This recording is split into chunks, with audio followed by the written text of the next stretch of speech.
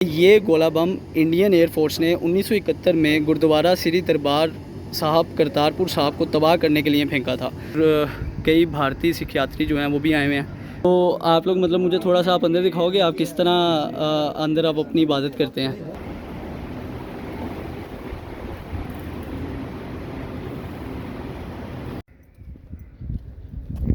तो जी नाज़रीन, फैज़ान चौधरी को आप देख रहे हैं। हम इस वक्त करतारपुर साहब में मौजूद हैं।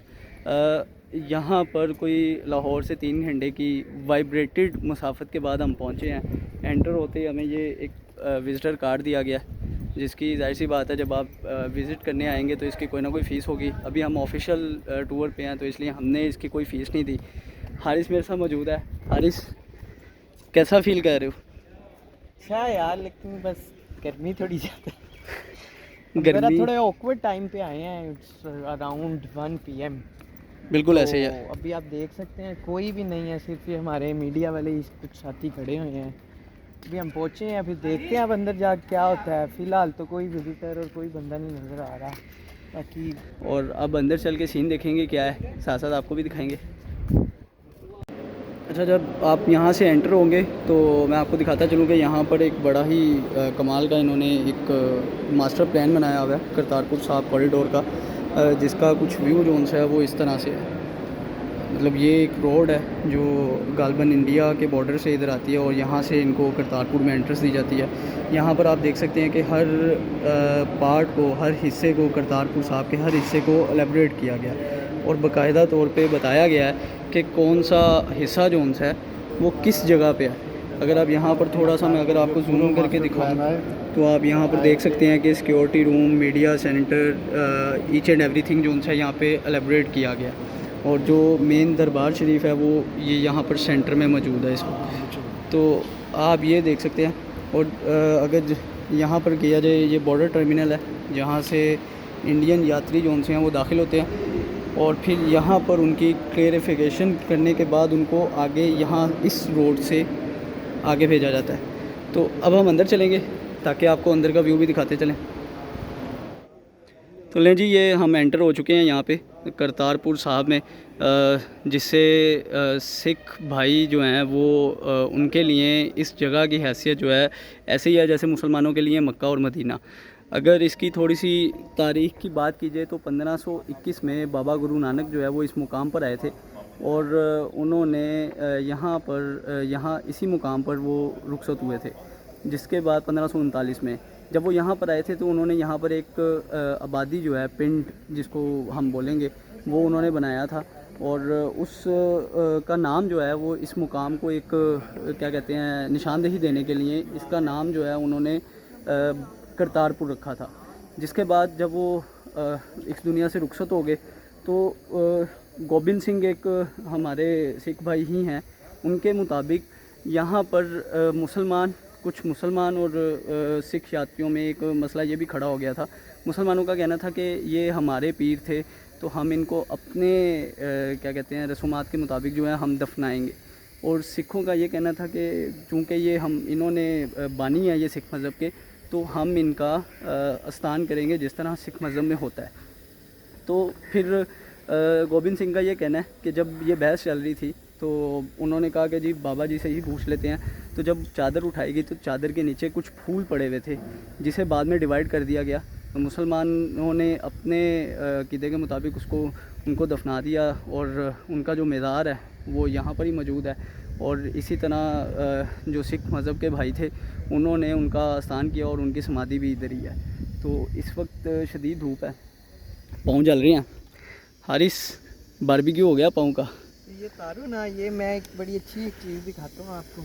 खैर ऑपोजिट आप सूरज के हैं तो नज़र आपको आएगा नहीं, इधर से हैं।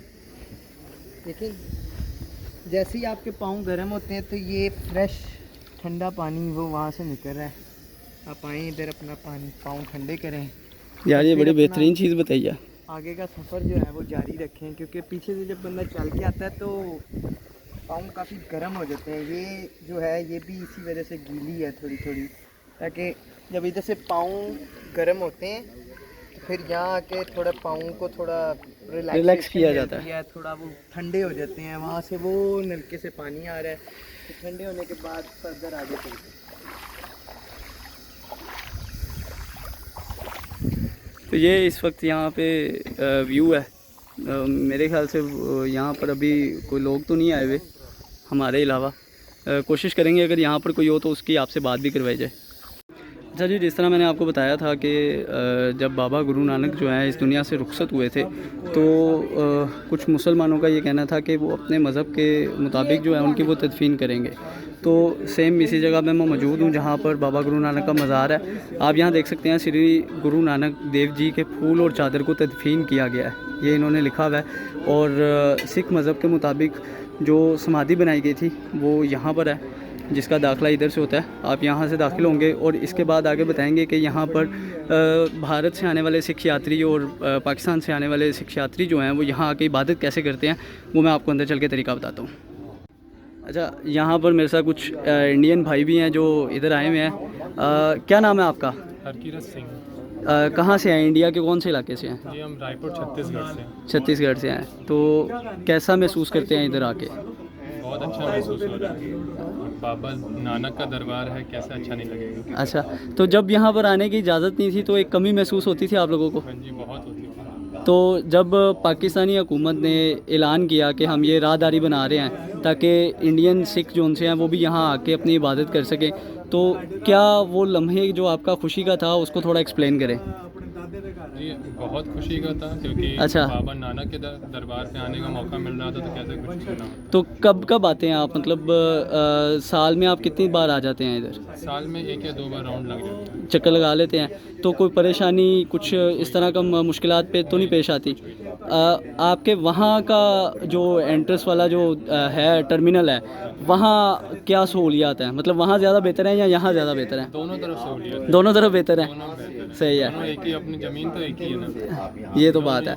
तो कुछ सिख भाई हमें ये भी कि मैंने सुना है कि वो कहते हैं कि हमें महसूस ही नहीं होता कि हम अपना पंजाब छोड़ के आए हैं। बिल्कुल सही है। ऐसे ही लगता है? सही, धरती तो वही है ना। यही बात। धरती तो वही है। तो अभी आप कितने दिन के लिए हैं यहाँ पे? नहीं, मैं हमारा बस अभी वापसी है। अभी वापसी है। तो वैसे जब आप आते हैं तो एक ही दिन में वापस जाना होता जी है? एक ही दिन। ठीक है। तो इसका तरीक़ेकार क्या होता है? मतलब भारत से जब सिख यात्री आते हैं तो क्या तरीक़ेकार होता है? वीज़ा लगवाना पड़ता है या क्या होता है? वीज़ा लेना पड़ता है और वो एक ही दिन का मिलता है? मैक्सिमम एक दिन का, मतलब आप 24 आवर्स में आपने वापस जाना है।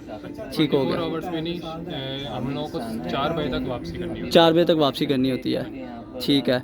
तो आप लोग मतलब मुझे थोड़ा सा आप अंदर दिखाओगे आप किस तरह अंदर आप अपनी इबादत करते हैं?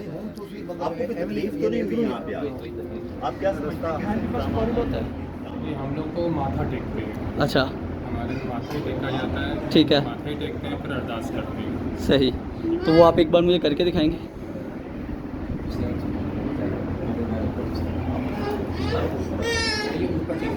अच्छा दरबार क्योंकि हमारे में गुरु ग्रंथ साहिब जी को ही सब माना गया। जी जी। क्योंकि गुरु गोविंद सिंह जी ने फरमान किया था, सब सिखन को हुक्म है गुरु मान्यो ग्रंथ। तो हम लोगों में ग्रंथ साहिब जी को ही नमस्कार किया जाता है, उसी को करते हैं। ठीक है, आ जाइए आप। दिखाएं।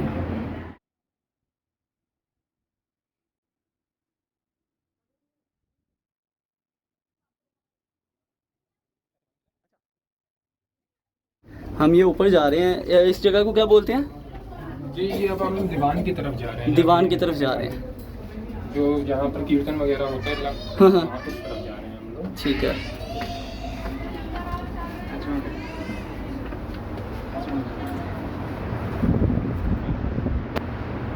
अच्छा, ये जगह है जहाँ पे आप करते हैं? हाँ जी, यहाँ पर इबादत की जाती है। ठीक है।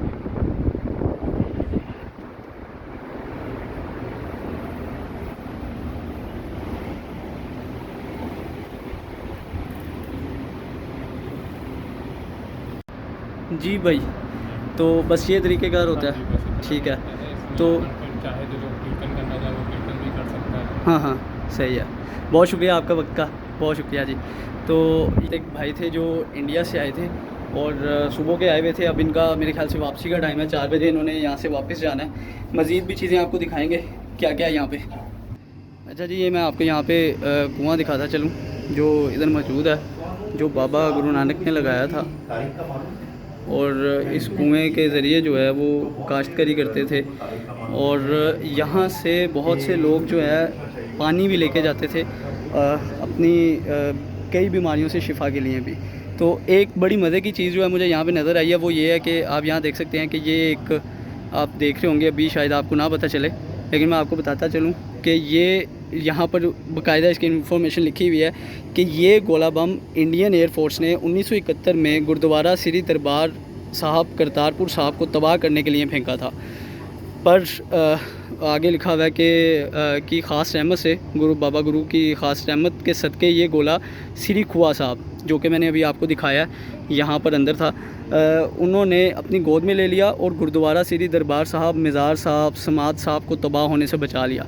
काबिल ज़िक्र बात यह है कि ये वो मुक़द्दस कुआँ है जिससे गुरु नानक देव जी महाराज अपने खेतों को सैराब किया करते थे। जैसा कि मैंने आपको पहले बताया कि ये कुआँ बाबा गुरु नानक ने अपनी काश्तकारी के लिए लगाया था, और यहाँ पर आप ये इस वक्त देख सकते हैं कि ये मौजूद है, और यहाँ पर कई भारतीय सिख यात्री जो हैं वो भी आए हुए हैं।